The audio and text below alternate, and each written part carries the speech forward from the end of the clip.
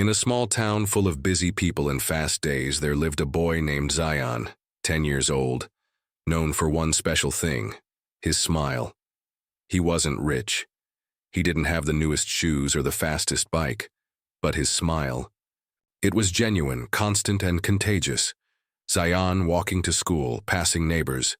Zion waved and said, "Good morning, Uncle Fareed." Uncle Fareed, grumbling at first, then softens. "Morning, Zion. You always smile, huh?" He smiles back slightly. Uncle Fareed was always serious. He owned a shop and hardly ever laughed. But that one smile from Zion, it chipped away at his tough exterior. At school, Zion's smile was like sunshine. When his friend Bilal forgot his homework and looked scared, Zion didn't laugh. Zion, patting his back, "It's okay, just don't forget it tomorrow. You've got this." That small smile gave Bilal the courage to talk to the teacher, instead of hiding. During lunch, Zion noticed a new girl named Heba sitting alone, head down, barely touching her sandwich. Zion approached her. "Hi, I'm Zion. Want to join us? We're playing football later." Heba was surprised. "You want me to come?" Zion grinned. "Of course, we're always happy to have a new teammate." That one smile turned Heba's lonely first day into a beginning of friendships she never thought she'd have. Back at home, Zion and his mom talk in the kitchen. "Zion, I've heard so many good things about you lately. What's your secret?" "Just smiling, Mama. The Prophet said, your smile is a charity, so I give charity every day, even if it's just this much." His mother smiled with tears in her eyes. This small act of sunnah was shaping her son into someone special. And soon, smiles began to spread. The janitor smiled more. The grumpy bus driver started saying, "Have nice day." Even the serious teacher cracked a grin during math. It was like the whole town was catching happiness, one smile at a time. It was the final day of school. Assembly principal announced, "This year's Kindness Star Award goes to Zion for reminding us that kindness isn't always loud or big. Sometimes, it's just a smile." The crowd clapped, and Zion smiled, just like always. So friends, never underestimate the power of a smile. The Prophet Muhammad taught us that even something so simple can be a form of charity. You don't need money or fame to make the world better. Sometimes, all it takes is a smile from the heart.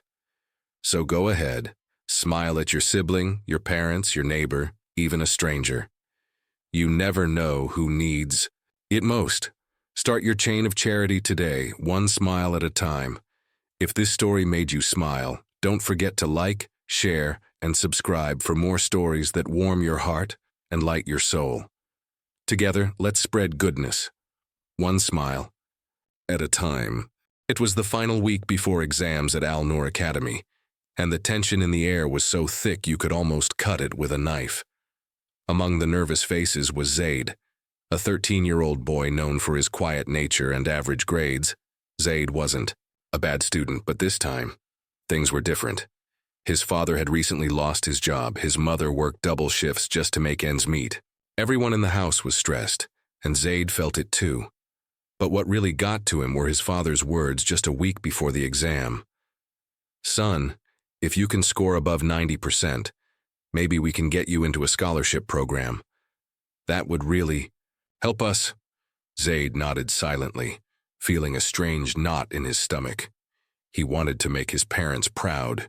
He wanted to help. But the syllabus was too much, and he wasn't ready. The night before the exam, Zaid sat in his room surrounded by textbooks, his eyes heavy with sleep. That's when his friend Aman sent him a message. "Bro, I have the question paper. Got it from a cousin who works at the school. Want it?" Zaid stared at the screen. His fingers hovered over the keyboard. For a few seconds he thought about all the consequences, but then he thought of his father's tired eyes and mother's worn-out hands. He typed back, "Send it." Zaid walked into the exam hall with his heart pounding like a drum. The paper was exactly as Aman had sent. He breezed through it, finishing early. His hands trembled, not from nervousness, but from guilt. He didn't look at anyone. He didn't smile. He just sat there waiting for the bell to ring. 3 days later, the principal walked into their classroom, her face stern. "We have reason to believe that someone in this class had access to the question paper before the exam." The room fell silent. "If anyone wants to come forward, now is the time." Zaid looked around. No one moved. His palms were sweaty. Aman sat still, eyes fixed on the desk. The principal added, "We have tracked the source and we already know 2 names. Zaid's heart sank. That evening, Zaid was called into the principal's office. His parents were there too, he confessed. The principal suspended him from the final term. The scholarship, gone. His father didn't speak a word on the way home. His mother quietly cried in the back seat. Zaid had never felt more ashamed in his life. Weeks passed.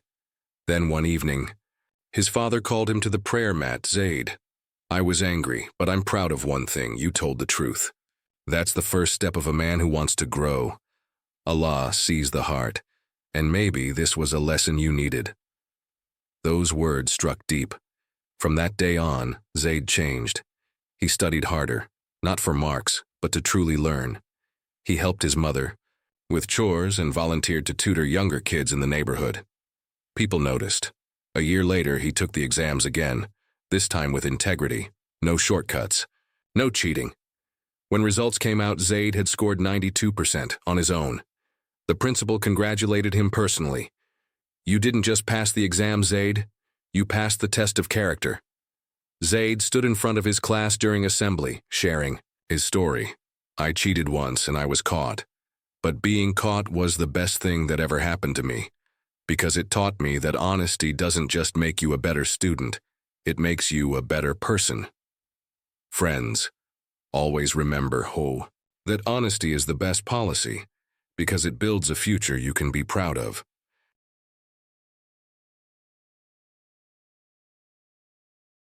In a small, peaceful town where everyone knew each other, there lived a boy named Zion. He was bright, cheerful, and curious. More than anything, Zion loved to read. He didn't have many books of his own, but his school library and friends' shelves were his treasure troves. One day, Zion visited his friend Rayyan, who owned a beautiful collection of books. One book in particular caught Zion's eye, The Magic Within, a rare storybook with golden edges and beautiful artwork, Can. "I borrowed this for just a few days?" Zion asked eagerly. Rayyan smiled. "Sure, but please take care of it. It's my favorite." Zion nodded with a promise in his heart. "I'll return it soon, I promise." Days passed. Zion loved the book so much that he kept rereading it. Then, one afternoon, while he was reading near the window, a gust of wind blew the book off the table. It fell into a puddle outside. The pages were soaked. The cover, once shiny and perfect, was now stained. Zion panicked. "What have I done?" He tried drying it, fixing it, but it didn't look the same. Afraid of what Rayyan would say, Zion kept delaying returning it. Weeks turned into a month. Every time Zion saw Rayyan at school, guilt weighed heavily on his heart. He couldn't focus in class, he couldn't sleep peacefully. One evening, Zion spoke to his grandfather, who noticed his sadness. "What's bothering you, my boy?" he asked. Zion told him everything. His grandfather listened and said gently, "Zion, trust is like a glass mirror. Once cracked, it never reflects the same. But honesty has the power to heal even broken trust." Zion nodded slowly. "So, I should return the book even if it's damaged?" "Yes, and apologize from your heart. That is true courage." The next morning, Zion went to Rayyan's house with the book wrapped carefully and a handwritten note. "I'm really sorry," Zion said. "It got damaged, and I was scared. But that doesn't excuse breaking your trust. I'll save my pocket money and get you a new one." Rayyan looked at the book, then at Zion. "I'm hurt the book was damaged," he said honestly. "But I respect that you told the truth. That means more to me than the book." The boys hugged, and just like that, the invisible wall between them vanished. Zion learned a lesson he would never forget. When you borrow something, you're not just borrowing an item, you're borrowing someone's trust. So friends, remember taking Care of what's not yours shows responsibility. And owning up to your mistakes, even when it's hard, makes you stronger, not weaker.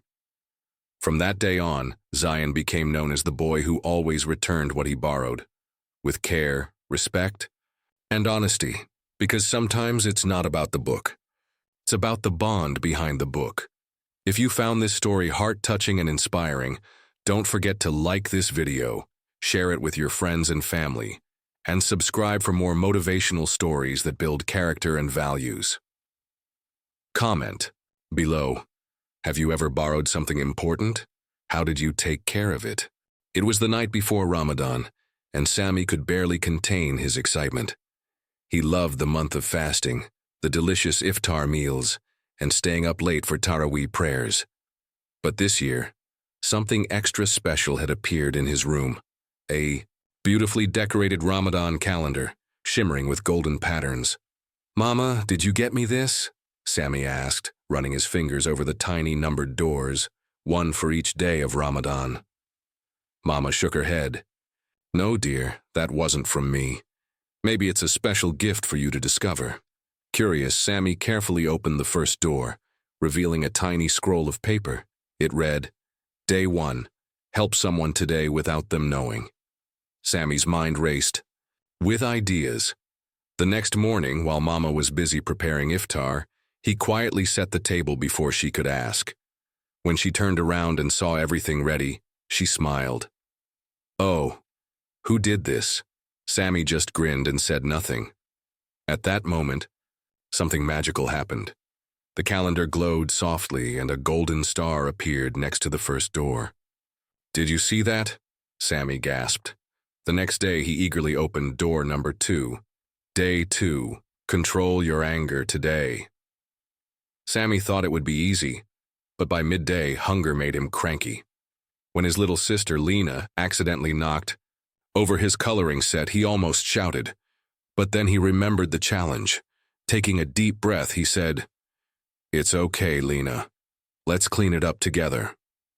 As soon as he forgave her, the calendar shimmered again, and another golden star appeared. Each day brought a new challenge: sharing food, reading Quran, helping neighbors, making dua for someone, forgiving a friend. And each time Sammy completed a task, the calendar would glow, rewarding him with a tiny golden star. As the days passed, Sammy realized something. At first, he was just excited to see the calendar light up, but soon, he started looking forward to the challenges because they made him feel happy inside. He wasn't just counting down to Eid. He was learning to be kinder, more patient, and more thankful. On the last night of Ramadan, Sammy carefully opened the final door. Day 30. Reflect on what you've learned and make a special dua. Sammy sat by the window looking up at the moon. He whispered, "Ya Allah, thank you for this Ramadan. Please help me keep doing good deeds even after Eid. Ameen." At that moment, the calendar shined brighter than ever, and a golden light filled the room. When it faded, the calendar had vanished, leaving only a small, glowing star in Sammy's hand. He smiled, realizing the true magic of Ramadan wasn't in the calendar. It was in the goodness it brought out in him. Friends, Ramadan isn't just about counting days. It's about making every day count. Small acts of kindness, patience, and faith can transform our hearts and bring us closer to Allah. This Ramadan, let's challenge ourselves to do more good, not just for the rewards, but because kindness and faith make the world brighter. May be. We carry these lessons with us all year long. Like and share so others can be inspired to make their Ramadan truly magical.